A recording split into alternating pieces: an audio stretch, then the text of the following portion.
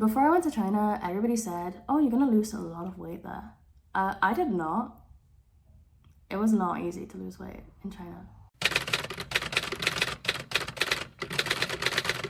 大家好，我是王米莉. My name is Millie. Welcome to my channel. I have not done a video where I've sat down and talked like this for a very long time, but I recently came back to Australia from China, and I thought now would be kind of the most appropriate time to sit down and talk to everyone. So a little bit about me, if you haven't been on my account before, is that the first 3 times I went to China were all the way back in 2019. I flew from Manchester to Shanghai all on my own to go visit my then boyfriend, now husband. That was the time I absolutely fell in love with China. I had no expectations and no idea of how I'd feel or anything like that.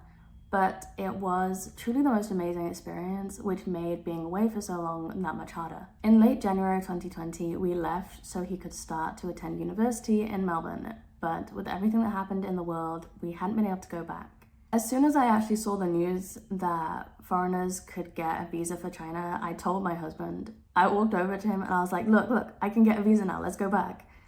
He didn't actually believe me at first because we'd seen similar news quite a few times, so he wanted to make 100% sure. But as soon as he was sure, he called his parents and he said, Millie can go to China now, when can we come back? We picked the date, and getting my visa application done was super easy. I have seen a lot of people need a company to do it, or they got some help, but we just did it ourselves. We filled everything out.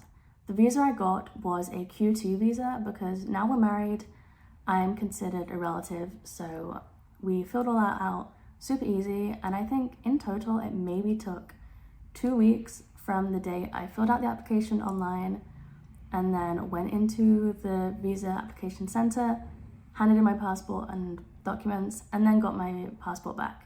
It was very, very quick and very, very easy. Honestly, I was a little nervous before we went back because it had been so long since I'd been away. I was almost worried I'd built up this perfect image of everything being good and enjoying everything, and I'd forgotten any bad parts. So I was a little nervous about that, but after being back there, I had realized there was no reason for me to be worried about anything like that. One word my husband and I kept saying all the time was convenient. China is so convenient. Everything there is just easy. One of my favorite things was actually China's transport system. It sounds quite nerdy to say it, but I love like city planning, city ideas. I play a lot of games that are similar, so it's a little fun hobby of mine. And the public transport in China is so convenient.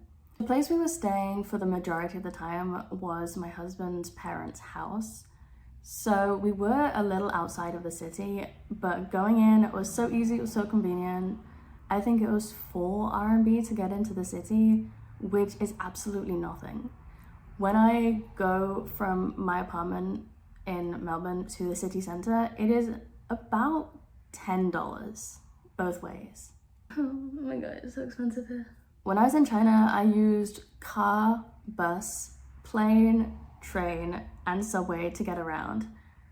And I never had any difficulty with finding where to get places. We went basically everywhere we could, and everywhere was easy to get to. I have plans to go back to the UK this year to visit my family and spend Christmas there. But I know when I'm back in the UK, if my dad or my mom can't drive me somewhere, it's going to be very hard and very expensive to get there. The thought of getting back in the UK train system, I'm not excited for it. The trains are not the most reliable, especially when compared to China. Before I went to China, everybody said, oh, you're going to lose a lot of weight there. I did not. It was not easy to lose weight in China. This is for 2 reasons. One is because the food delivery options is too convenient. I am a person who likes to eat late at night. In Australia, I can't really do that because food delivery is expensive and a lot of places are closed. So in China, there's not that problem. I would get to maybe 9 or 10 p.m. at night. I'd roll over in bed and I'd be like, I'm so hungry. We should get something to eat. My husband would be on the phone. He'd deliver something and then he'd go down and collect it. He'd bring it up to me. It's perfect. Everything is so easy. And there's also something. In Australia, a lot of shops close around like 5 or 6 p.m. There is not that problem in China, and I love it, but it's bad for my weight. His parents sleep pretty early, so it would usually just be us two awake and maybe his brother, and we would go out maybe 9, 10, 11 p.m. and we'd go and get street food or go to the shopping center and see what was open. So I was going everywhere, and everywhere has food. So I ate so much good Chinese food. I mean, it's great. I love Chinese food, but I ate so much of it. It is a problem. I was able to fall back in love with Chinese cities, Chinese historical places, everything around. It is quite possibly my favorite country to be in.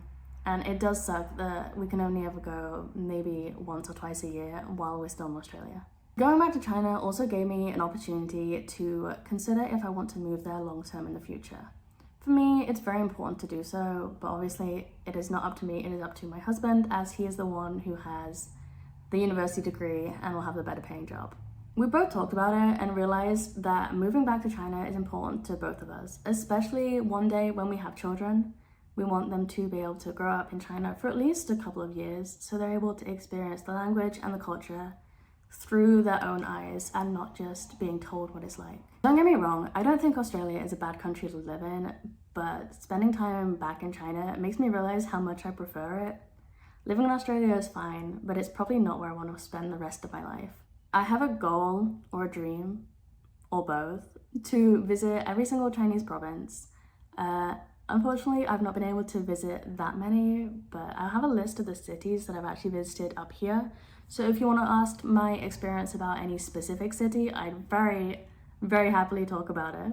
Even though living in China may be a few years away from me, I am so excited to be able to go back as often as I can now because the borders are open. And hopefully next time I go, I'll be able to spend even longer there and share even more of my experience. Thank you for sitting down and listening to me talk about it, and also watching my videos while I'm in China. I really appreciate it, and hopefully you continue to enjoy my videos now I'm back in Australia.